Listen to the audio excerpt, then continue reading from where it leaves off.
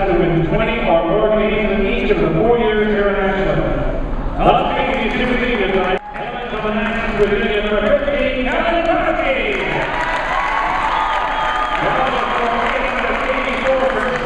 You go back over your career here, and you're going to go out as the winningest senior class so far, getting the 500th win in this gym, being the first team to go to the Final Four. Would you all have thought that would have been possible coming in? Coming in, I've always, as a high school, senior, I've always dreamed of, winning a national championship. I've always dreamed of, being a great player. I've always dreamed of, maybe hoping one day, like playing so well in college, I get a chance to play after college.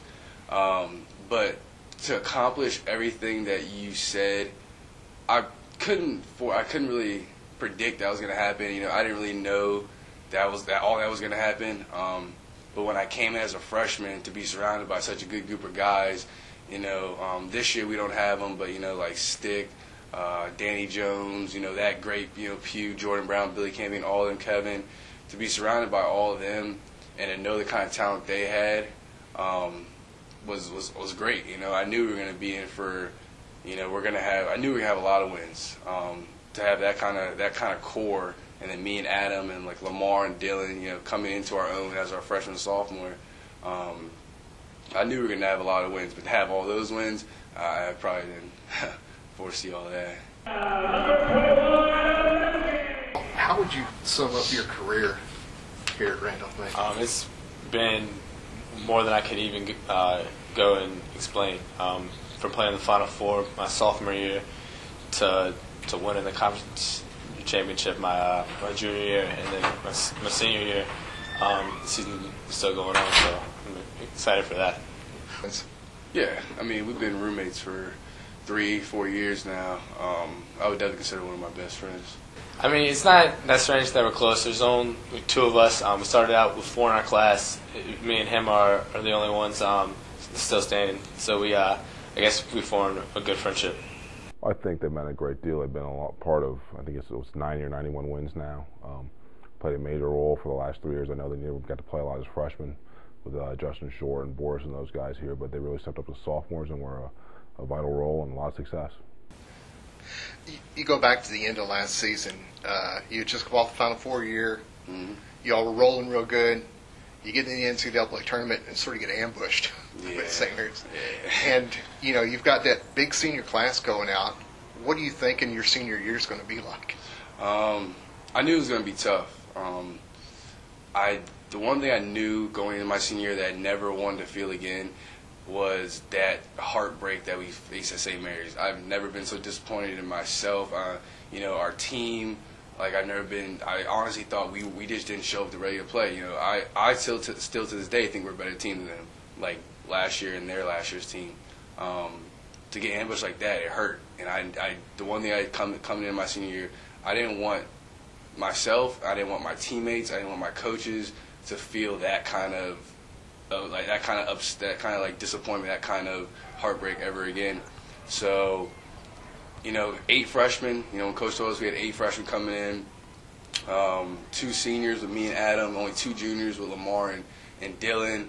I knew it was going to be tough, but with the kind of leadership that I knew Adam was capable of possessing, that I knew I was capable of possessing, with the type of coaching ability that we have with Coach Davis, Coach Lawrence, Coach Bonner, Coach Moore, I knew that we were going to be a special team. I knew the one thing that this team was going to have was being so young was we were going to play hard, we were going to be athletic, and the most thing that we have is heart.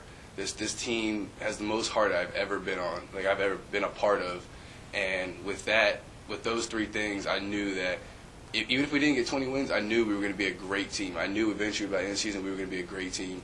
And to come out and be 20-5, second place in the ODAC, people didn't really expect us to do any of that.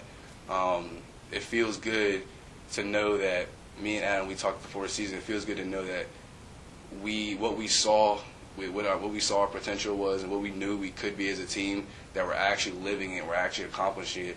The season's not over, but I definitely see you know, we can still become a special team. We can still do everything that all of our previous teams have done, even though we have 8 freshmen. A lot of people, if you go look at it on paper, they're like, okay, this team lose 7 seniors, they're not going to be good. But RMC has a great tradition bringing in great ball players. So the guys who came back, we all believed in ourselves, and it showed so far this year. He's more quiet. He leads by example. As you can tell from games, I like to be a vocal leader and be enthusiastic. But it's good because we balance each other out. So. Yeah, we do. I think that's why it works so well. Is because we are 2 totally different people. We think differently on a lot of subjects, but when it comes down to like what really matters, and not just like school or not just like school or life, like even in basketball, when it comes down to stuff that actually matters, I mean, we always agree and we were always on the same page, and especially stuff like how to lead our team. We're definitely on the same page with stuff like that. And but yeah, we are 2 different people though. So I've always played with a lot of emotions. My coaches have told me big games and stuff just to keep your emotions in check, especially with being a senior captain this year. I got to keep young guys in check too. AD definitely has his he definitely lets his emotions like stay on his sleeve. I'm more of the quiet. I really don't get animated that much. I don't yell or anything like AD does. That's just kind of how I've grown up playing, like in high school and in middle school and AAU. But AD, I mean, that's the way he plays. That's the way he's always played, and I mean that's what gets him going. And so be it. They are a little bit different. They're both really good guys, which is the main thing, and they're great teammates, and they're good people, and they get along very well. But you're right, personality-wise, they're a little bit different.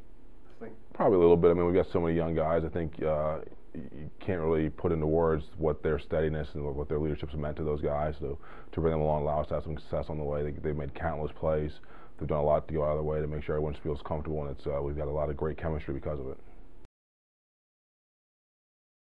It's tough becoming, when you're that, star player in your high school, to come to a college that has such a great basketball reputation, and to kind of know, you're not the first option. You're not even second or third. I mean, with the class we had last year, I was probably the 4th or 5th option.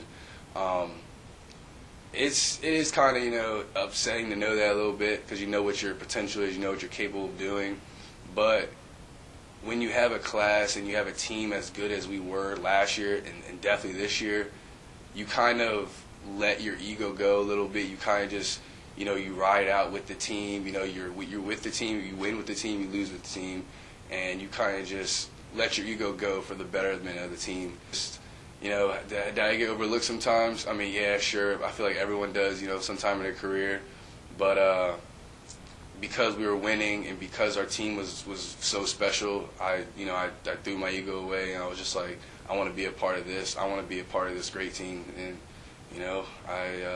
we ended up accomplishing everything we did. So I'm pretty proud of my success and my team's success over the last couple of years.